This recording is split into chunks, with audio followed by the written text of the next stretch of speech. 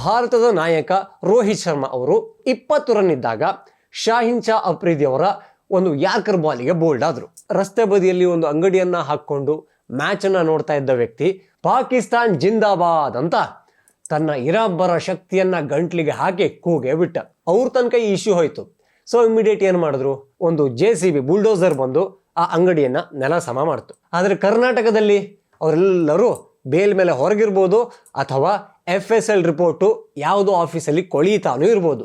ಆ ವಿಧಾನಸೌಧದ ಘೋಷಣೆ ಪ್ರಕರಣ ತುಂಬಾ ಚೆನ್ನಾಗಿ ನೆನಪಿದೆ. ಅವರು ಮುಸ್ಲಿಂ ಅನ್ನೋ ಕಾರಣಕ್ಕೆ ಪಕ್ಕದಲ್ಲಿರೋ ಹಿಂಬಾಲಕ ಮುಸ್ಲಿಂಗಳು ಪಾಕಿಸ್ತಾನ್ ಜಿಂದಾಬಾದ್.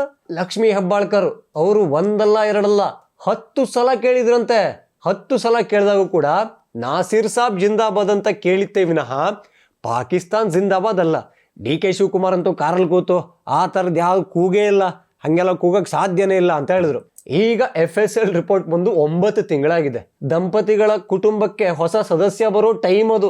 ಕರ್ನಾಟಕದಲ್ಲಿ ವಿಶೇಷವಾಗಿ ಕಾಂಗ್ರೆಸ್ಸಿಗರು ಆಡಳಿತದಲ್ಲಿ ಇದ್ದಾಗ ಇಂಥ ಘಟನೆಗಳು ಪದೇ ಪದೇ ಆಗೋದು ಏನಕ್ಕೆ? ಇಂಥದ್ದೊಂದು ಧೈರ್ಯ ಪುಂಡರಿಗೆ ಬರೋದ್ರಲ್ಲಿ ಯಾವ ಆಶ್ಚರ್ಯ ಕೂಡ ಇಲ್ಲ. ಯಾಕೆಂದ್ರೆ ಅಭಯ ಹಸ್ತವೇ ಅಷ್ಟು ಸ್ಟ್ರಾಂಗ್ ಆಗಿದೆ.